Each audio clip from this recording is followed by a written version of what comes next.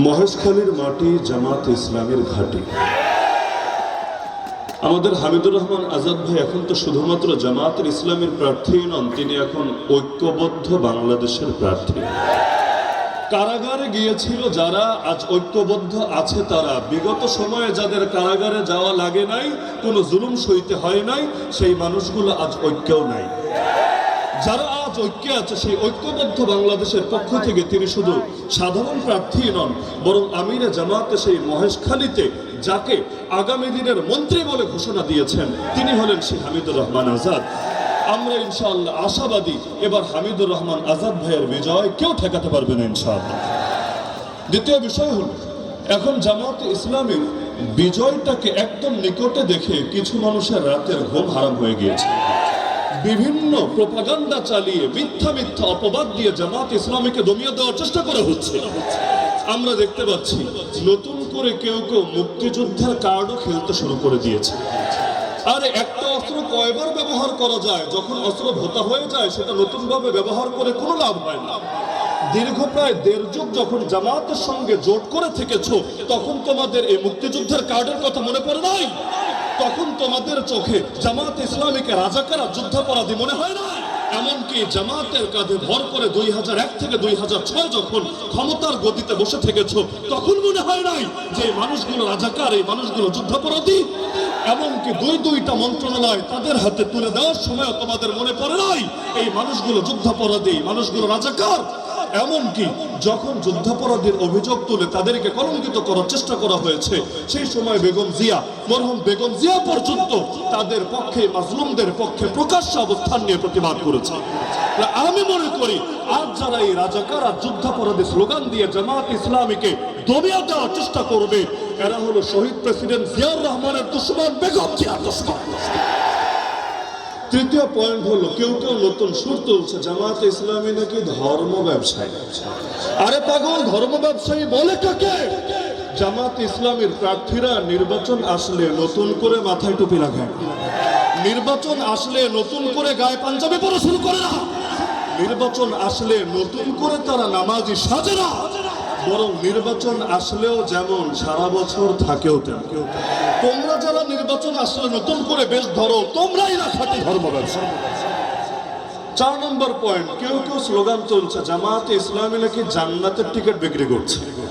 আরে হাস্যকর কথা, যদিও তাদের লোকেরা যে জান্নাতের টিকিট বিক্রি করেছে এর ডজন ভিডিও ইতিমধ্যে সোশ্যাল মিডিয়া ছড়িয়ে পড়েছে। এর চাইতে মজার বিষয়, জামাতে ইসলামী জান্নাতের টিকিট বেচবে কিভাবে? যে হারে সব জায়গায় চাঁদাবাজি চলে, জনসাধারণের হাতে টিকিট ধরিয়ে দিলেও তো ভাই জান্নাতের দরজায় যখন যাবে সেখানেও চাঁদাবাজরা চাঁদা দিতে চলে আসে। যেভাবে সব জায়গায় দখলবাজি শুরু করেছে, ওরা তো পারলে আমাদের আখিরাতের জান্নাতেও দখলবাজি চালানোর চেষ্টা মনে হয় শুরু করে দিবে। 5 নম্বর পয়েন্ট হলো, আজকাল নতুন নতুন ফতোয়া শোনা যাচ্ছে জামাতে ইসলামীকে ভোট দেওয়া নাকি হারাম। ধর্মকে কাজে লাগিয়ে ফতোয়াকে ব্যবহার করে জামাত ইসলামীকে দমিয়ে দেওয়ার চেষ্টা করা হচ্ছে। যুক্তি কি? যুক্তি হলো তারা নাকি মওদুদের ইসলাম চায়, আর আমাদের সম্মানিত চাঁদাবাজ ভাইয়েরা মদিনার ইসলাম চায়। যদিও মদিনার ইসলাম তাদেরকে চাঁদাবাজি শেখায়, সন্ত্রাস শেখায়, খুন শেখায়, ধর্ষণ শেখায়, মাদক কারবারি শেখায়, কয়টার নাম বলবো আর শব্দের ভান্ডার ফুরিয়ে যাবে, তবুও তাদের মহান চরিত্র ফুটিয়ে তুলে শেষ করা যাবে।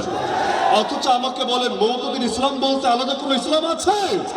আল্লাহ নবী যে ইসলাম নিয়ে এসেছেন সেই ইসলামই তো আমাদের সকলের ইসলাম, নতুন কোনো ইসলাম নাই আমাদের মাঝে। এমনকি সবচাইতে বেশি বলা হয় আমরা নাকি নবী বিদ্বেষী, সাহাবী বিদ্বেষী। নাউযুবিল্লাহ মিন যালিক। আপনারা নবী বিদ্বেষী না নবী প্রেমী? আপনারা নবীদেরকে পাপী মনে করেন না নিষ্পাপ মনে করেন? আপনারা সাহাবীদের বদনাম করেন না সাহাবীদের আদর্শ ধারণ করেন? আরে আজকের এই মহেশখালীর জনসমুদ্র দেখে যাও, মিডিয়াকে সামনে রেখে সারা দেশকে শুনিয়ে দিতে চাই, আজকের এই জনসমুদ্রকে একবার দেখে যাও। এই মানুষগুলো প্রকাশ্যে আল্লাহ নবীর পক্ষে এবং তার সাহাবীদের পক্ষে নিজেদের অবস্থান ব্যক্ত করেছে। সুতরাং খবরদার, খবরদার, আগামী দিনে প্রোপাগান্ডা চালাতে আসবে না।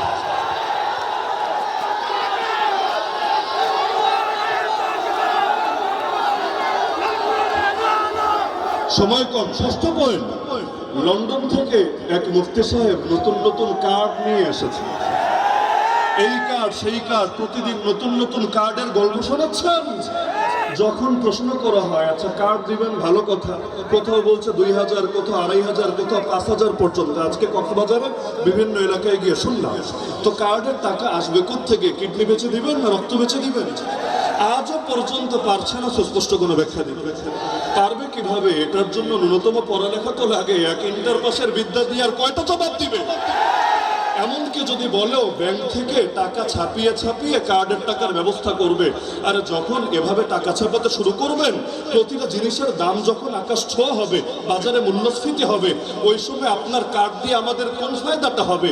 ওই বাংলায় একটা প্রবাদ আছে, ভিক্ষা লাগবে না কুত্তা সামলা। তখন তো জনগণ বলবে আরে তোদের কার্ড লাগবে না, দ্রব্যমূল্য সামলা। সর্বশেষ দুটো পয়েন্ট বলে আমি আমার আলোচনা শেষ করব।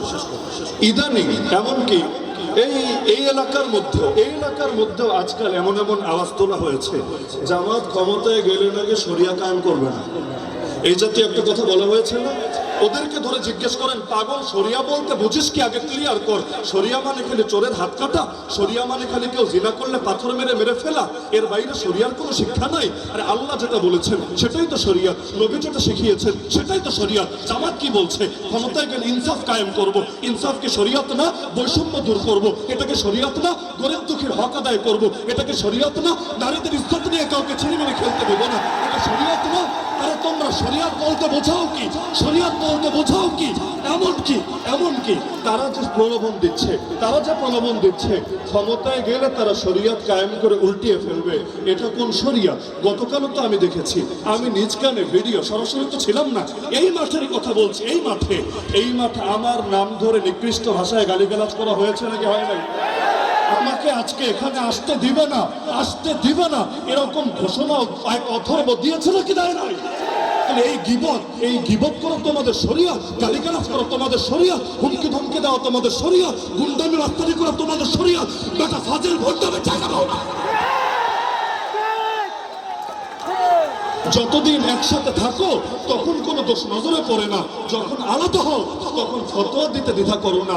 মনে রাখবেন, আমরা ফতোয়াকে বিশ্বাস করি, কিন্তু ফতোয়া দিয়ে কেউ যদি ইসলামের জাগরণ, বাংলাদেশ পন্থীদের জাগরণ রুখে দিতে চায়, আমরা তাদেরকে সুযোগ কিছুতে দেব না।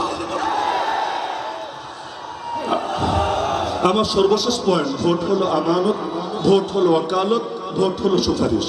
সুতরাং ভোট দেওয়ার আগে আল্লাহর ওয়াস্তে প্রত্যেকে নিজের বিবেকের কাছে দায়বদ্ধ থেকে ভোট দিবেন ইনশাআল্লাহ।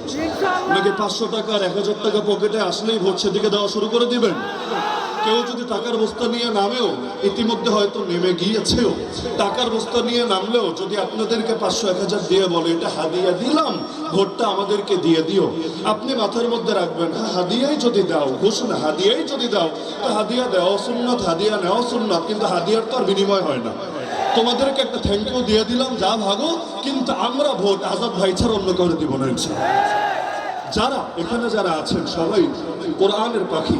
শহীদ আল্লামা দেলোয়ার হোসেন সাইদি রহমতুল্লাহকে ভালোবাসেন নাকি বাসেন না?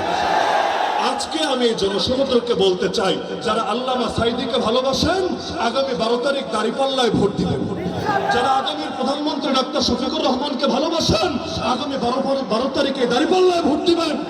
যারা কওমি অঙ্গনের সবচাইতে বলিষ্ঠ কণ্ঠস্বর শেখুল হাদিস আল্লামা মামুনুল হক সাহেবকে ভালোবাসেন, তার প্রতিনিধিত্ব একটু আগে বলে গেলেন হযরত ওবায়দুল কাদের মাদনী সাহেব, আপনারাও দাঁড়িপাল্লায় ভোট দিবেন। যারা আমাকেও ভালোবাসেন প্রত্যেকে দাঁড়িপাল্লায় ভোট দিবেন। দাঁড়িপাল্লা ইনসাফের প্রতীক, দাঁড়িপাল্লা ন্যায়ের প্রতীক। দাঁড়িপাল্লাকে জয়যুক্ত করলে ইনশাআল্লাহ আগামীর বাংলাদেশ চাঁদাবাজদের হাতে যাবে না, খুনিদের হাতে যাবে না, টেম্পো স্ট্যান্ডের হাতে যাবে না। আল্লাহ আমাদের সবাইকে 12 তারিখ বিজয় অর্জন করে বিজয়ের মিছিল করতে করতে ঘরে ফেরার তৌফিক দান করুন। আজকে সর্বশেষ দিনের সর্বশেষ নির্বাচনে জনসভায় এই আলাপটা আমি রেখে গেলাম এবং পরবর্তীতে আসব সেটা মিষ্টি খেতে ইনশাআল্লাহ। বিজয়ের মিষ্টি খাওয়াবেন তো ইনশাআল্লাহ। এখন মিষ্টি খাওয়ানোর জন্য যেটা করা লাগে সেটা করে দেখিয়ে দিবেন। আল্লাহ সবাইকে তৌফিক দান করুন। আসসালামু আলাইকুম ওয়া রাহমাতুল্লাহি ওয়া বারাকাতুহু।